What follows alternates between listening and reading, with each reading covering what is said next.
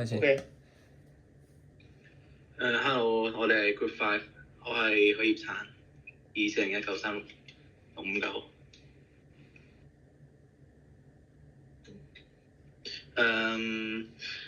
咩叫係自我關懷咧？咁就係要明白自己自身啦。喺面對挑戰同困難嘅時候咧，係好正常一個反應嚟嘅。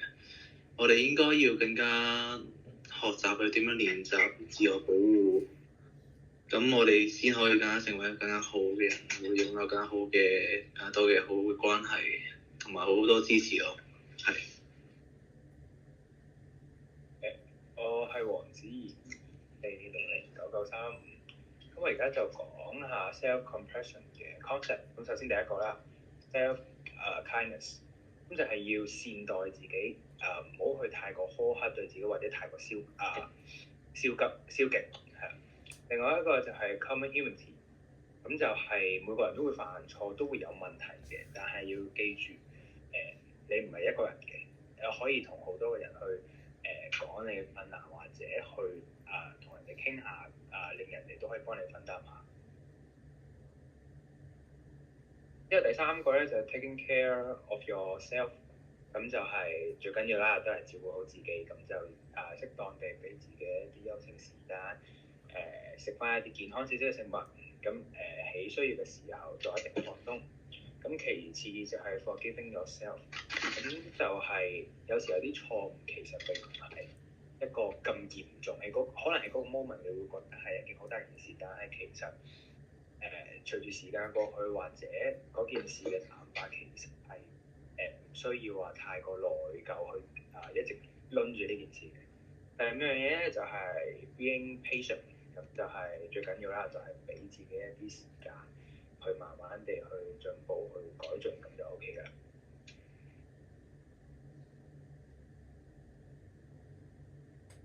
好，咁啊喺 well-being 入邊咧，咁其實最主要一個 concept 啦，其實就係會少啲負面嘅情緒，係啦。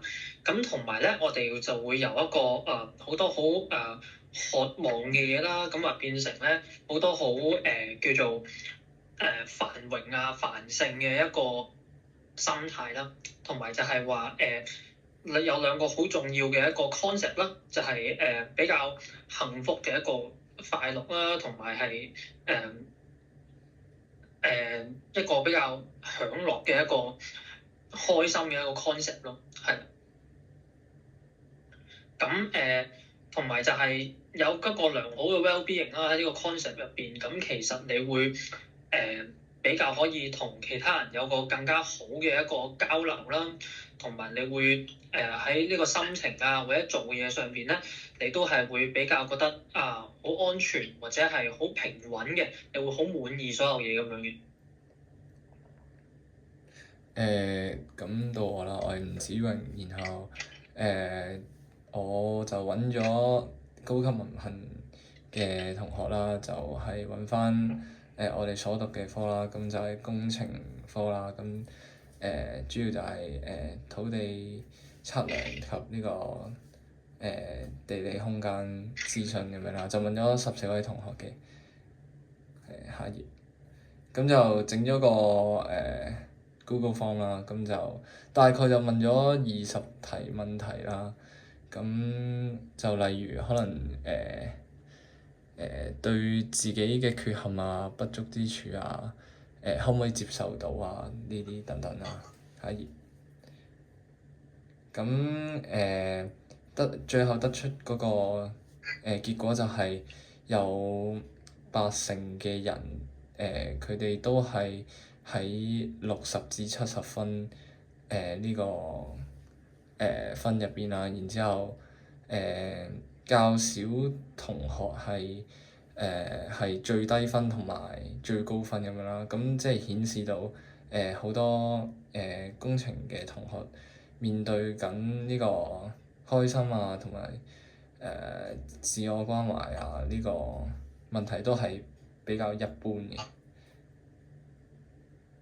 係咁就發現啦，佢哋個個都有一啲問題嘅，就可能佢哋有好即係好多嘢做啊，會好大壓力啊，同埋一啲生理健康嘅問題啊，或者一啲時間管理嘅一啲挑戰啊，同埋一啲科技上面嘅挑戰咁樣，都係佢哋依家面對緊嘅問題。咁就交俾下個同學進行呢個分析，佢哋點解會有呢啲問題嘅原因啊？我係林俊傑啦，SID 係24034950嘅。咁我嚟分析一下點解會有呢啲問題啦。第一個就係一個嘅健康同營養啦。咁佢哋嘅飲食同埋做運動有冇做足啦，然之後食得夠唔夠啦。第二個就係佢哋嘅睡眠模式啦。咁佢哋通常都學生好容易捱夜啦。咁我哋都成日都2-3點之後先瞓，咁佢哋都會影響到個問題啦。然之後第三個係心理健康啦。咁樣依家啲後生都好容易 emotion 嘅，咁樣就會令到佢哋會有一個壓力喺度間接上面。然之後第四個就係一個同輩嘅關係啦。咁樣同朋友之間會唔會有一個好好嘅互動啊？然之後朋友之間會唔會關心都係一個因素啦。然之後下一頁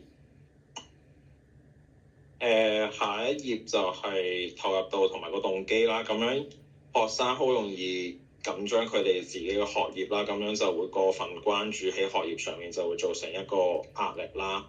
然之後學業上面嘅壓力就會係因為會有一個 competition 啦，即係同朋友之間會有一個 GPA 嘅競爭咁樣，先可以入到一個大學，咁間接都係一個壓力嚟嘅。然之後尾二嗰個咧就係學校嘅環境啦。咁樣新入學嘅同學咧有機會就係唔適應個新環境啦，所以都有一啲排斥嘅反應。然之後最尾一個就係一個歸屬感同埋一個包容度。咁樣有啲同學仔係仲未同啲仲未有 friend 啦，咁都係自己孤零零一個，咁就有機會造成咁嘅問題。我嘅 part 完咗。交俾下一個。我跟住有建議啦，咁我係張玉培啦。咁首先呢個就係透過自己嘅同情嚟提升自己嘅幸福感啦。咁就例如自己每日會用10分鐘嘅時候靜坐啦，咁就專注翻自己嘅呼吸嘅。咁第二個就係呢個練習呢個正念啦，咁就提升自己嘅專注力啦，咁就讓自己喺工作啊或者學習上面咧就更加有效率嘅。好，咁第三個就係自我關懷休息啦，咁就例如都係每日俾自己靜咗下啦，咁專注翻自己呼吸啦，咁就唔好因為俾外界嘅因素去影響到自己嘅抉擇同埋感受啦。咁仲有一個就係參與自我關懷活動啦，咁就例如每個禮拜抽咗啲時間進行自我關懷活動啦，無論係閱讀都好啦，運動啊或者親近大自然都好，咁就優先考慮係自身嘅需求同埋幸福嘅。好。咁我係張浩文啦。咁首先根據個調查，工程學生嘅幸福指數咧，大多都係維持60至79分嘅。咁工程學生嘅幸福程度咧，都係維持喺中上水平。咁導致呢啲數據嘅原因咧，主要有2點。咁第一點就係大壓力啦，同埋個工程科學生咧，大多都有上大學嘅心意啦。咁整到個大學嘅需要比較高嘅 GPA 啦，咁導致呢個工程嘅學生嘅壓力增大啦。第二個原因咧係佢有較多嘅挑戰啦，同埋比如有熟悉嘅即係做啲全新嘅軟件啦，同埋了解其他啲設備，咁樣做先可以做一份功課嘅。咁透過呢啲上邊嗰啲建議咧，可以分享出啲經驗啦。咁第一個咧係可以控制自己好嘅情緒啦。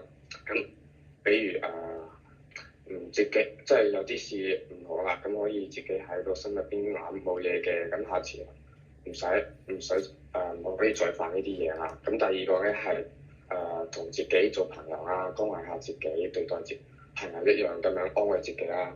咁最尾一個咧係個共通人性啦，真係唔好咁樣諗點解得我一個咁慘啊？咁可以試下喺自己嘅心入邊咧，可以諗其實全世界都有好多人同我一齊咁樣經歷呢啲事情嘅。咁以上都係我哋嘅反思。自我共情使个体能够在困境中善待自己，从而提升其幸福感和应对等待压力的能力。大多数人的幸福感分在60%到79%之间，并且他们诸如面对学业的压力等问题，建议他们通过正念、自体共情、休息及自我关怀的活动来提升自己的幸福感，同时要善待自己，并强调共同的人性。自我同情是幸福感的核心内在支柱，因为它使个体能够以对待他人的同样的善意来接受自身的不足，同时并且在困难时期给予自我理解，最終為持久的幸福感奠定堅實的心理基礎。咁最後呢個我哋嘅 reference 啊，咁我哋今日嘅 present 就喺度完啦，好多謝大家。